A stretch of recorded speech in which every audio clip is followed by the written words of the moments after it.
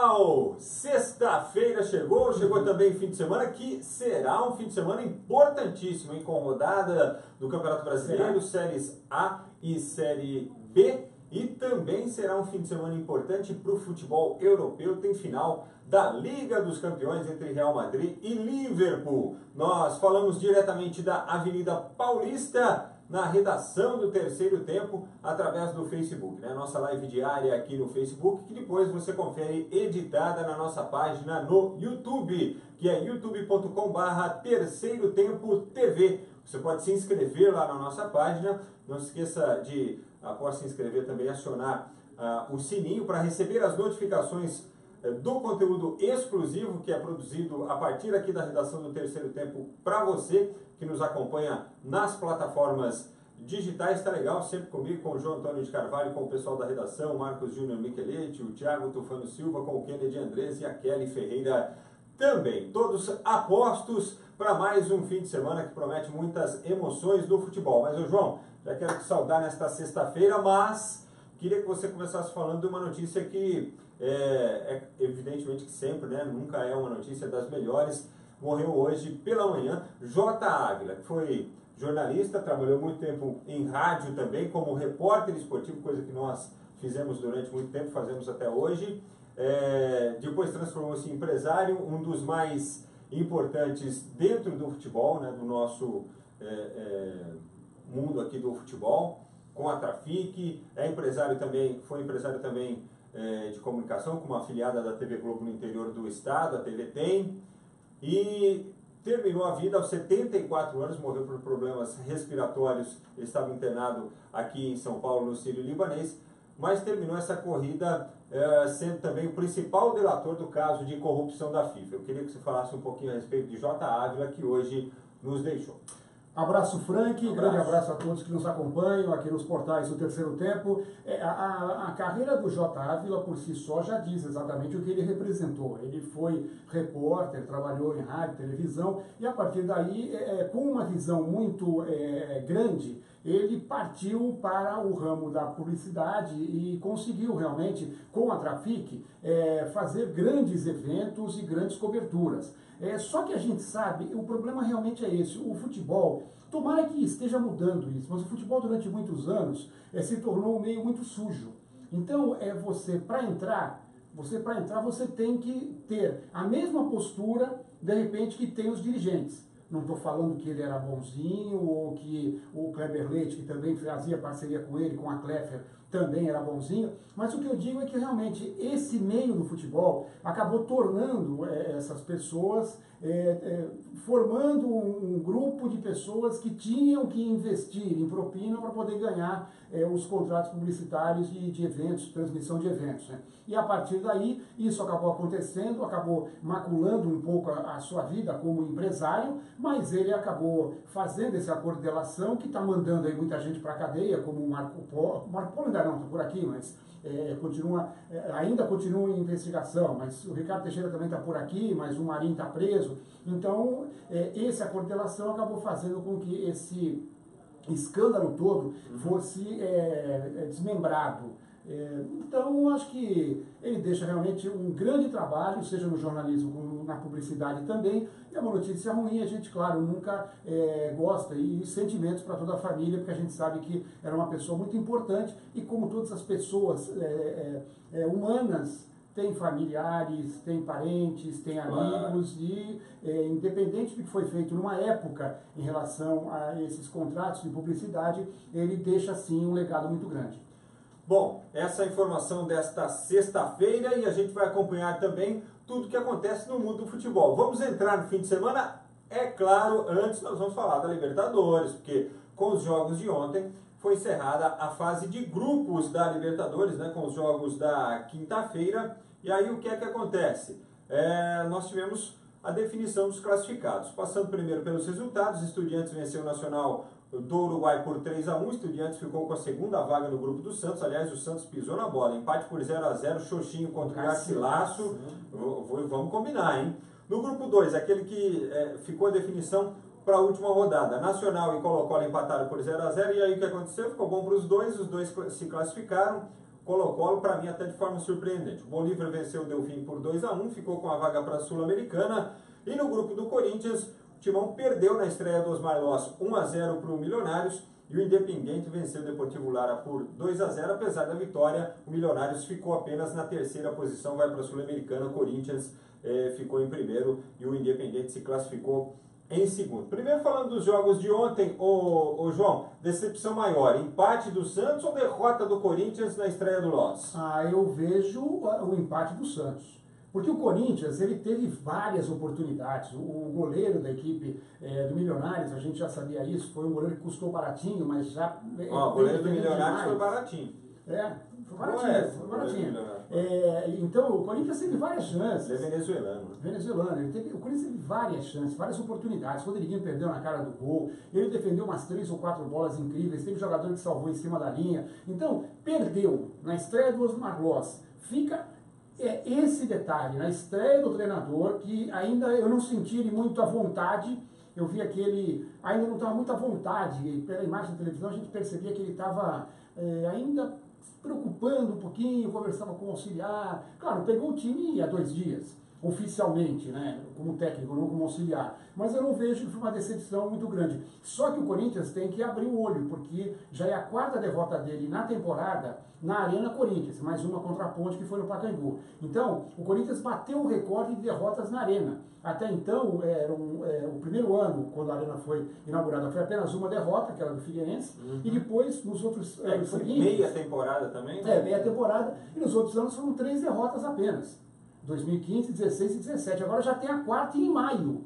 Então tem que abrir o olho, o futebol do Corinthians, o esquema de jogo do Corinthians já está sendo bem marcado, mas eu repito, ontem o Corinthians poderia ter saído. O lance de impedimento que reclamaram é um lance dificílimo, vendo realmente, olhando lá, parando a imagem, eu não consigo chegar a uma decisão tão clara, porque eles estavam praticamente retos e na mesma linha. Talvez o Siriclin um pouco à frente, mas é aquele lance que não dá para você criticar o Bandeira por ter dado ou se não tivesse dado também.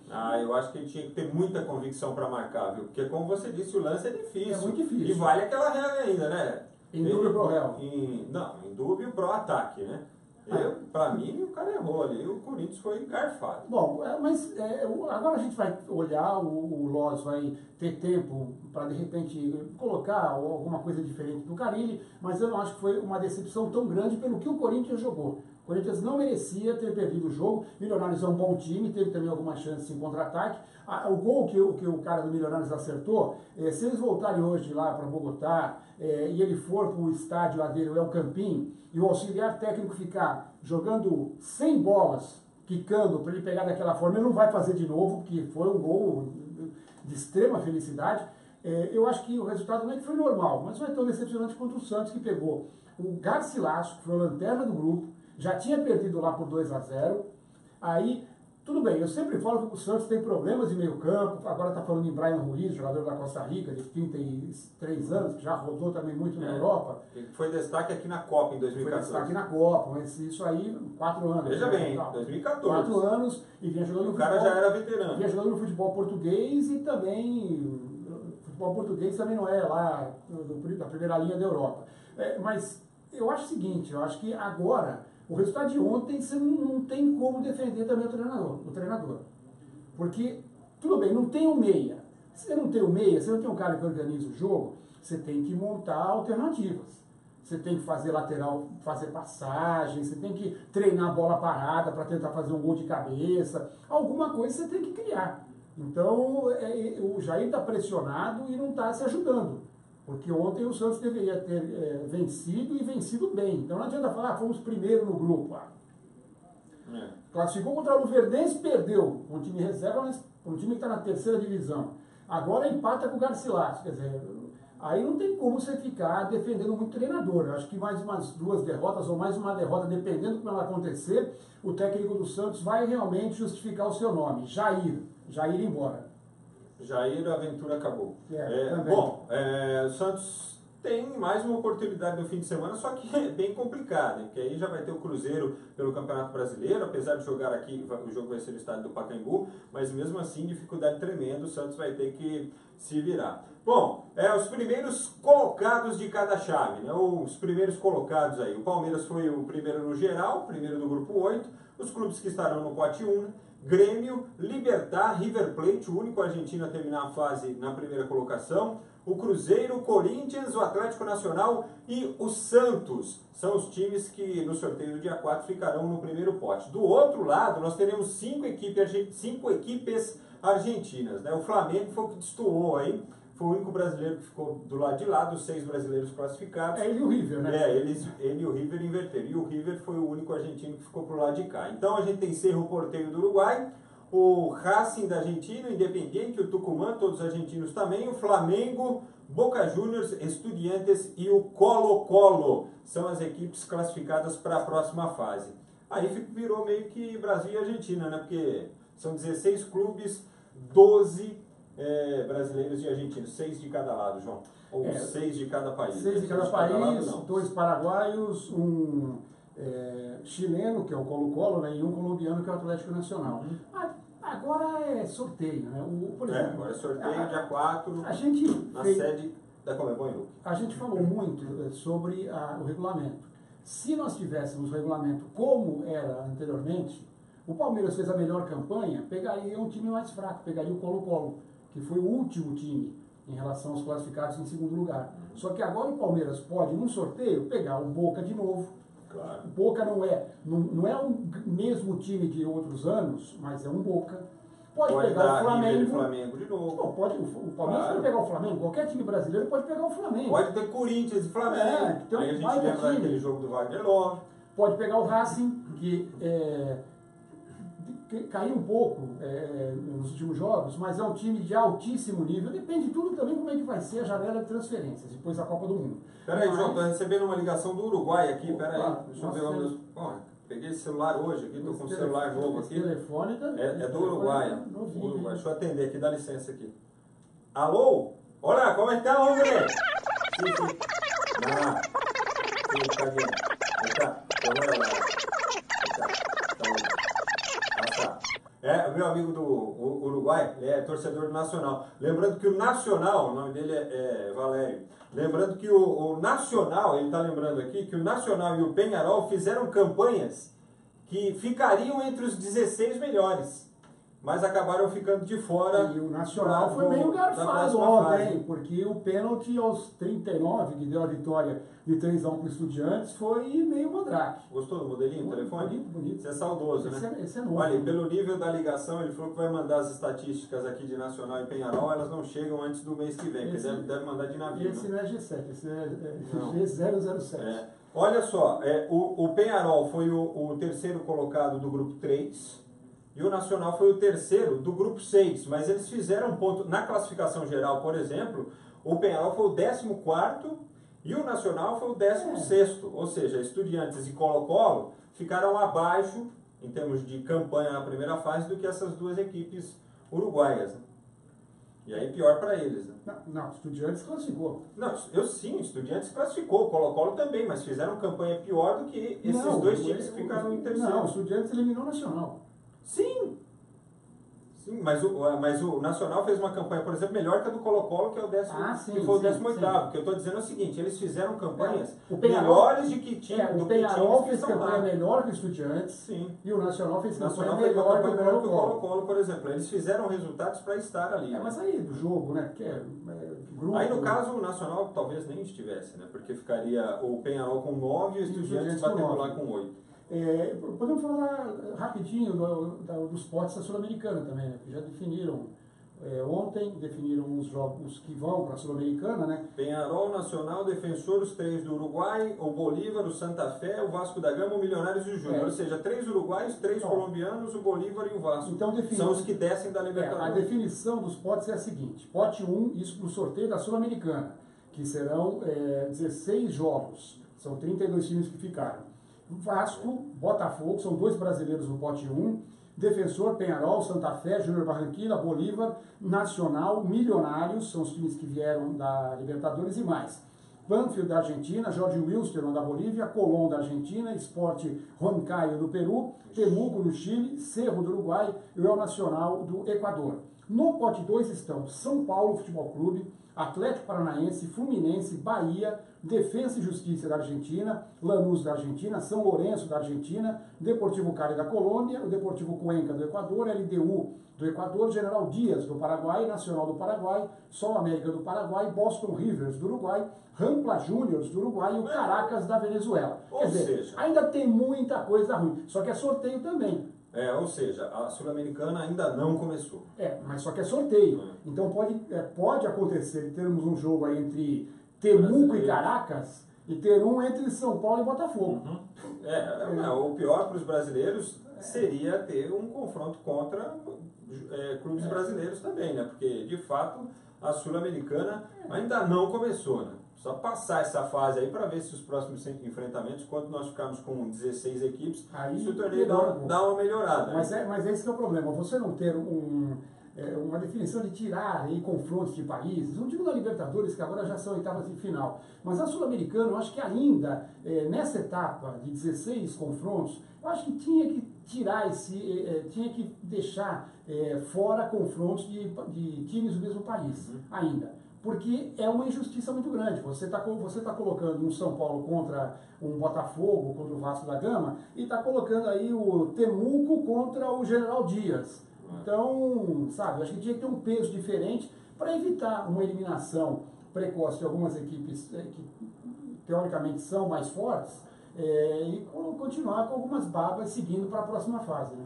Certo, vamos lá então falar do nosso futebol local aqui, falando do futebol brasileiro. Antes, abraçando o Antônio Helvas, grande abraço para você, o Edinaldo Melo, o Roberto Oliveira, mande um oi para os Dominados Futebol Clube de Americanópolis, amantes do esporte. Alô, Americanópolis, Zona Sul, aqui da capital paulista, grande abraço para vocês, pessoal do Dominados aí também. É um time só de casados, né? Leões da Ilha, cadê o abraço da família Leões? Alô, galera do Leões da Ilha, torcedores do esporte, né, lá em Recife, certamente. Adagildo Júnior diz aqui, Milton Neves para o Senado, não, menos, né, ele tem que começar por baixo, tem que ser vereador em Muzambinho primeiro. O Aristeu Bezerra, Mauro Oliveira, um alô pro Edinaldo, que é o batedor de pênalti lá do pessoal do Leões da Ilha.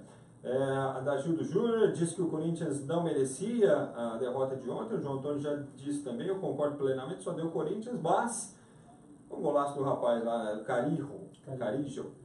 Aliás, saiu o Carilho e ficou o Carijo. O Irã Oliveira também manda um abraço aqui. Competições internacionais é com o meu tricolor. Qual o tricolor? O Fluminense ou o São Paulo? Hein, o Irã? Ou o Santa Cruz. De repente tem um outro aí. Não, o Santa, o Bahia pode ser que tá bem também na Sul-Americana. O Santa menos. Bom, hoje é sexta-feira, dia de Série B do Campeonato Brasileiro. Temos alguns jogos, né? A rodada já começou na terça-feira com a vitória do líder Fortaleza, mais uma vitória, né? Desta vez sobre o Criciúma, e também o Figueirense vencendo o CSA e voltando para o G4, CSA o vice-líder. Então, líder, vice-líder e quarto colocado já jogaram nesta rodada. O Vila Nova, que é o terceiro colocado, pega o Coritiba nesta sexta-feira, quando nós teremos também Atlético Goianiense e Oeste, Avaí e Paysandu. No sábado tem São Bento e Juventude, o jogo será em Sorocaba, Brasil de Pelotas e Londrina, Goiás e Boa, Guarani e CRB. Algum destaque entre esses jogos, João Antônio? Eu acho que hoje a gente tem um jogo interessante, Coritiba e Vila, além do Avaí e Paysandu. O Avaí tem 11, o Paysandu tem 12. O Avaí não começou muito bem, cresceu na competição, o Paysandu vem se mantendo bem desde o início. E o Coritiba colocou os ingressos mais baratos, espera ter o Couto Pereira lotado para o jogo contra o Vila Nova. Então acho que o Vila Nova vai sofrer para se manter lá entre o G4, porque se o Coritiba ganhar o jogo, já vai a 14 pontos e chega no G4 do Campeonato Brasileiro da Série B. Boa. E o Irã lembra aqui, ó, que ele está falando do tricolor, é o tricolor paulista, eles são Paulino. Beleza, Irã? Grande abraço para você. Série A, rodada começa neste fim de semana com aquela dúvida ainda pairando sobre os clubes, hein, João? Será que os jogadores que estão na lista de suplentes poderão vir a campo?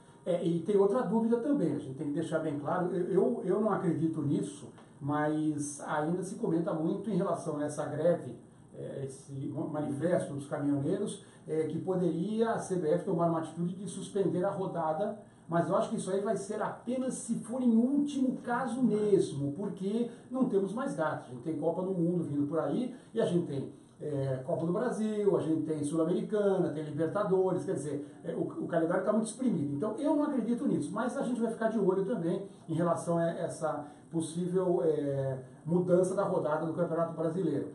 Agora, quanto aos jogadores, é um negócio sui generis, né? Um negócio sui generis. O técnico não quer dar o nome dos jogadores para preservar, mas aí ele já deu o do Dedé, aí já deu o do Neto, aí a CBF já avisou o Palmeiras, o Dudu. Quer dizer, vai vazando. Se tiver mais alguém, é que o Rodrigo Caio e o Arthur, que teoricamente estariam na lista, estão machucados. Se não, os dois também poderiam ser avisados. Aí, de repente, um jogador que estava muito bem, eu acho que poderia até ter sido convocado no lugar do Renato Augusto, Rodriguinho. Será que o Rodriguinho não está na lista de 32? O Rodriguinho jogou muito com o Tite. Olha, se o Dudu está, o Rodriguinho também deve estar. Merecia. Então, não, e outra coisa, eu vejo, Frank, uma coisa interessante. Eu acho que se o Tite usou a cabeça, ele está convocando nessa lista, para essa lista, jogadores que atuam no Brasil. No Brasil. Porque senão, não tinha por que você esconder a lista. Você teria que, no mínimo, avisar os jogadores de fora, porque eles estão de férias. Eles estão de férias. Está tendo buzinaço na Paulista nesse momento, só para vocês saberem. Tá? Agora há pouco tivemos uma manifestação aqui dos motoristas das vans escolares, os chamados pirueiros aí. Tá rolando mais agora, porque tem buzinaço na nossa live. Então, são 12 jogadores. O Neto ele já falou, de repente não tinha confiança em nenhum dos goleiros daqui, ele preferiu deixar o Neto como terceiro, beleza. Só que os jogadores da Europa estão de férias nesse momento. Estão de férias. Estão comendo, estão bebendo, quem gosta está indo para balada, estão com o dinheiro que eles ganham, estão se divertindo em ilhas da Europa, com seus iates. O cara também não vai ficar lá, estou na suplência, claro. Vou ficar aqui o dia inteiro. Não, e aí que tá. Se ele... Esperando que aconteça alguma coisa. Mas de qualquer jeito, se ele estiver na suplência, a comissão técnica tinha obrigação de avisar esse jogador para ele se cuidar. Para ele se cuidar. Então, por isso que eu acho que a gente tem mais jogador que atua no Brasil nessa lista. Porque esses jogadores vão continuar treinando, trabalhando em ritmo. Você já imaginou o Tite, 2 dias antes da Copa, machuca um jogador do Brasil, e na posição ele tem um cara que está na Europa. O cara está nas Ilhas Gregas, já engordou 3 quilos nas férias. Como é que você vai chamar esse cara para jogar a Copa do Mundo? Eu acho que esses caras, que quem faz parte da lista, acho que sabe, né? Eu acho que não foi divulgado, mas quem faz parte da lista sabe, porque não tem. Não sei. Será que o Dudu... Não seria prudente. O Dudu será que sabia? Em cima da hora o Palmeiras avisou? O Palmeiras sabe. Não, soube porque a CBF avisou o Palmeiras em cima da hora para não colocar o Dudu para não ter problema. Foi em cima da hora, porque a CBF percebeu que ela não tinha, que ela perdeu o prazo, como fez a Conmebol, como fez a UEFA, porque se não tivessem feito com essa regulamentação, o Real Madrid e o Liverpool não podiam contar com o Marcelo, com o Firmino, Casemiro, a Libertadores perderia alguns jogadores importantes. Bom, mas se for para fazer lista, se for fazer convocação e não avisar ninguém também, aí o CBF pode parar tudo, hein? Pode, tá fazendo lambança atrás de lambança, já não avisou a FIFA. Se for para ficar trabalhando desse jeito aí, a expectativa de ganhar a Copa por organização, ela baixa para cá, hein? Pelo amor de Deus, vamos falar sério, a gente está tratando o futebol brasileiro, se for tratar com esse amadorismo aí vindo da CBF que ganha milhões e milhões e milhões e não consegue se ajeitar burocraticamente, vamos parar com o futebol, hein? Praça para quem sabe fazer, forma uma liga, coloca outra pessoa para administrar, pelo amor de Deus. Praticamente todas as seleções estão divulgando as relações de 35, já cortaram o jogador, já colocaram 27, já cortaram 4, isso é normal numa época de Copa do Mundo, então não sei porque que a CBF, o Tite e a comissão técnica estão contando milindre com os jogadores que estão nessa outra lista. Isso aí tem desde a Copa de 70, 66. A Copa de 70 eu lembro que tinha uma lista, a Copa de 74 tinha lista, tinha o Enéas na lista, que não foi chamado. Não, olha, é um negócio que não é novidade. Então não tem problema de você colocar numa lista. Agora, aí o Dudu não sabia, o Palmeiras foi avisado no dia do jogo. Ele trabalhou para jogar, e aí não foi para o jogo, o Palmeiras foi prejudicado. E o jogador também se sente mal, porque nesse momento ele não está na seleção e não está jogando no seu clube. É um absurdo muito grande. Então eu acho que tem mais jogador que atua no Brasil. Bom, a gente vai ter a oportunidade de saber no fim de semana dos jogadores que forem retirados dos jogos, se a CBF não resolver essa lambança que ela fez aí. Olha só, o Irã pede para mandar um abraço para Itaberaba, na Bahia. Alô, Bahia! Falando em Bahia, né? Falando em Nordeste também, vamos falar aí da Série A, então, os jogos de amanhã. Fluminense e Chapecoense, 4 da tarde, Palmeiras e Sport às 7, mais um jogo do Palmeiras no Allianz Parque, Atlético Mineiro e Flamengo. 3 bons jogos aí, acho que destaque para o Palmeiras e Sport, também para esse confronto entre Atlético e Flamengo, simplesmente os dois líderes aí da competição. Grande jogo Atlético e Flamengo. O Atlético só está se preocupando com o Campeonato Brasileiro. O Flamengo jogou no meio de semana em Nunes, tem realmente, vem de lá com um certo cansaço. Como o jogo é em Minas, eu vejo o Atlético com um certo favoritismo. Nada muito exagerado, porque o Flamengo, tecnicamente, tem um time um pouco superior ao do Atlético Mineiro. Mas, claro, jogando em casa e contra um time que está um pouco mais cansado, o Atlético pode ganhar o jogo e, se ganhar, fica numa posição boa. Vai largando bem na frente aí do Campeonato Brasileiro, isso é importantíssimo. Palmeiras e Sport, Palmeiras é favorito. Se jogar como jogou contra o Bahia no sábado passado, detona o Sport. Agora, se jogar com a má vontade, com a lerdeza que jogou contra o América Mineiro, o Sport pode vir aqui e surpreender. E Fluminense e Chapecoense tinha dado uma crescida, mas perdeu do Inter de 3-0. O Inter tinha 2 gols no campeonato, fez 3 na Chapecoense. Não que o Fluminense seja um exagero, um primor de time, mas eu acho que é favorito. Bom, no pique agora, Paraná e Atlético Paranaense, domingo 11 da manhã. Esse jogo tem uma relevância para o campeonato, porque trata-se de um confronto local e também pela situação do Atlético Paranaense. Eu acho que aí o Fernando Diniz, o Petralha já deu declarações na semana que ele fica, mesmo que o Atlético Paranaense seja rebaixado. Agora, vamos ver, boca de presidente, a gente não sabe se... Aí depois a pressão é muito grande da torcida, o time começa a sofrer com isso, eu não sei até que ponto, mas eu acho que uma derrota do Atlético contra o Paraná, que não tem nenhuma vitória no campeonato, a batata do Fernando Diniz assa. Jogos das 4 da tarde, Botafogo e Vitória, Bahia e Vasco da Gama, o mesmo confronto da Copa do Brasil, né? O Bahia já venceu a primeira, a volta só depois do Mundial. Internacional e Corinthians, Santos e Cruzeiros. Pitaquinhos suaves aí, e análise de Corinthians e também do jogo do Santos, o João Antônio. O Santos tá com a corda no pescoço, a gente falou dele agora há pouco, não tem mais o que falar. O Santos é um time que tem problemas graves no meio campo, o Jair não está conseguindo achar uma alternativa. Quando você tem um problema como esse, você tem que, eu repito, achar uma alternativa. Coloca 3 volantes e libera os laterais para fazer passagem, para fazer jogada de fundo, não sei. Monta um esquema, um treinamento forte, pesado, de bola aérea, para tentar alguma coisa. O Santos está entrando, é um time previsível, muito marcado, quando é bem marcado não tem alternativa de jogo, e contra um time forte como o Cruzeiro, eu acho que a chance de dar mais, do Jair ficar mais ainda ameaçado, acho que é grande. E no caso do Corinthians, que vai a Porto Alegre enfrentar o Internacional, olha aí, o time que revelou Osmar Loss na condição de treinador. Jogão, porque o Inter não tinha time para estar lá embaixo flertando com a zona de rebaixamento, ganhou de 3-0 da Chapecoense, ganhou moral, ganhou motivação, e com isso eu vejo que o Inter vai para cima do Corinthians. O Corinthians também, a gente já falou esse ano, faz uma temporada irregular e o Osmar Loss vai ser o segundo jogo. A gente já vai começar a verificar se ele tem realmente, se a escolha foi acertada ou não. É muito cedo, não estou querendo falar que se perder o jogo tem que mandar o Loss embora, não é isso. Mas é melhor ganhar para evitar qualquer pressãozinha. Para evitar a pressão, porque sabe como é que é torcedor, já vai falar assim, tá vendo? Perdemos o Carilho e não conseguimos ganhar de ninguém.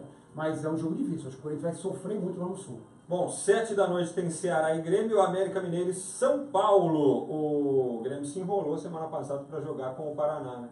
O Grêmio acabou tendo um time misto, mas com alguns jogadores que jogaram, que são titulares, e não conseguiu ganhar do Paraná, que é um time fraco, e agora pega o Ceará, que está de técnico novo, né, o Jorginho, né? É um jogo... O Grêmio é favorito, o Grêmio jogando com o time completo, agora não tem mais Libertadores até o início da Copa do Mundo, o Grêmio é favorito, mas vai sofrer um pouquinho, porque o Ceará, com o técnico novo, vai querer mostrar alguma coisa. E o América Mineiro e São Paulo, o São Paulo vem fazendo um bom campeonato, é o único invicto. O América ganhou todas que fez em casa, então é um confronto interessante. Se o jogo fosse no Morumbi, a gente colocaria o São Paulo como favorito absoluto, mas lá não é não. Lá é mais complicado, né, João? Qual que é o jogo da segunda-feira aí? Eu não marquei aqui. Você marcou ou não? Não. Tá bom, então depois a gente vê, porque a gente tem que falar também da final da Liga dos Campeões da Europa, né? Neste sábado, 15 para as 4, o jogo será em Kiev, o Real Madrid contra o Liverpool. A curiosidade agora é pela conquista, né? Pelo título, a briga pelo título, mas também para ver esse confronto aí dos brasileiros que não estão trabalhando com a seleção esta semana, justamente por causa da decisão. Marcelo e o Casemiro lá no Real Madrid e o Firmino no Liverpool, João Antônio. O Liverpool faz tempo que não ganha a Liga dos Campeões, o Real Madrid vem ganhando todo dia. Por isso, não sei, eu acho um jogo equilibrado. O Liverpool tem um ataque fantástico, tem um contra-ataque mortal. O Real Madrid é um time que procura segurar mais a bola. São duas escolas diferentes. É difícil dar um palpite, mas se você me perguntar quem eu acho que ganha, eu vou arriscar. Liverpool. Rapaz, eu também tô achando que vai dar Liverpool, sabe? É muita coisa, cara. Não teremos jogos do brasileiro na segunda-feira, graças a Deus. Então estamos livres, pelo menos disso. Eu também acho que vai dar Liverpool, viu? O Real Madrid ganha tanto, mas o Real tá numa fase tão boa, né? Os jogadores estão concentrados, o que eles fizeram para chegar até a decisão da Liga, né? Eu acho que assim, não é torcida não, eu acho mesmo que o Liverpool pode até surpreender algumas pessoas aí e deixar Kiev com o título. Evidentemente que se o Real vencer não tem nada demais, né? Não tem nenhuma surpresa, claro, porque é o Papa tudo, ganha sempre. É um time que vai atacar, o Real vai ficar mais com a bola. O Liverpool vai ter que ser cirúrgico em contra-ataque e já vem fazendo isso na Liga dos Campeões. Nas últimas fases. Então, o Real tem que tomar cuidado com isso, mas claro que o Zidane conhece bem o estilo do Liverpool, vai se preocupar um pouquinho mais com esse tipo de jogo que tem a equipe inglesa, né? Mas, mero palpite, eu diria que dá Liverpool. O Edinaldo pede para mandar um parabéns aqui pro Quiquinho, que deve estar fazendo aniversário hoje, parabéns. E o Evaldo Seixas também conosco na nossa live aqui no terceiro tempo, que tem destaque olímpico de João Antônio Carlos. Bom, voleibol, a gente vai ter hoje o início da Liga das Nações no masculino. O Brasil está na Sérvia e vai jogar exatamente contra o time da casa, daqui a pouquinho, aí 3 da tarde. Depois o Brasil joga contra a Alemanha e contra a Itália. Essa etapa em Kiev, na Sérvia, é o começo da Liga das Nações, o masculino e o feminino. O Brasil já jogou 6 jogos, ganhou 5, perdeu apenas 1, né? E no basquetebol, ontem no ginásio do Corinthians, o Mogi deu um troco. Ganhou do Paulistano, 84-70, grandes atuações do Tairone e do Jimmy, que fizeram 18 pontos cada um, e com isso a série está empatada, uma vitória para cada um e fora de casa. Agora nós teremos o terceiro jogo no sábado, de novo no ginásio do Corinthians, que é o mando do Paulistano, e depois segue o barco, porque obrigatoriamente teremos um quarto jogo. Bom, maravilha, já garantiu mais um jogo para a galera lá de Mogi, né, para apoiar o time. Sim. Terceiro jogo aqui em São Paulo, o quarto lá em Mogi. Se precisar o quinto e último jogo, ele será aqui em São Paulo. E está sendo no ginásio do Corinthians, Mogi é pertinho também, então dá para... É isso aí, pessoal, dá para ter torcida do Paulistano lá também. E o Parque São Jorge estava lotado, o ginásio lá? Tinha bastante gente. Bom público lá, isso é legal. Não era uma lotação completa. Até porque os jogos do NBB estão sensacionais. Eu acho que o torneio chegou à 10ª edição, assim, numa maturidade, né? E numa competitividade de dar gosto da gente, dá até assim ânimo da gente voltar a assistir o basquete brasileiro e pensar em algo melhor para o futuro do nosso basquete. É verdade, e é importante essa vinda de jogadores estrangeiros, como está acontecendo no campeonato masculino, e também já começou a acontecer no feminino. O feminino está engatinhando, o feminino está... Sabe, outro dia eu conversei com o Ricardo Molina, que é o presidente da Liga, tem essa matéria inclusive, né, no nosso canal. Terceiro tempo TV lá no YouTube. E realmente... ele pegou a coisa, o bonde andando, e agora que está começando a esquematizar melhor, e já no ano que vem, na temporada seguinte, vão ter 16 times, que é o mesmo número de times do masculino. Então, tem muita gente vindo da Argentina, algumas jogadoras da Argentina, jogadoras de fora, então isso vai ajudar também no crescimento do feminino. O masculino já chegou num ponto que está muito legal, a gente está tendo aí grandes jogos, tem aí 3, 4, 5 equipes que podiam conquistar o título, a gente está vendo isso, o equilíbrio nas semifinais, o equilíbrio nas quartas de final, né?